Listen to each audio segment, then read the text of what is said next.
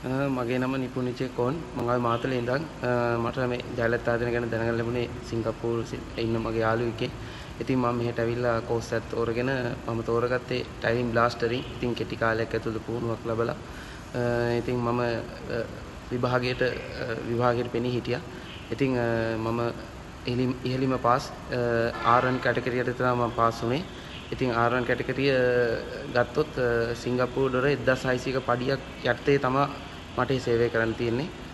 ඉතින් ඒ වගේම විදේශීය හා දේශීය ගුරු දෙකොල්ලක් මත අපි හොඳින් පුරුදු පුහුණු කරා. ඒ වගේම අපිට හැමදේම කියලා දුන්නා. ඒ වගේම කෑම බීම ඉදුම් හිටුම් සියලු දේ අපිට අඩුවක් නැතුව ලබා දුන්නා.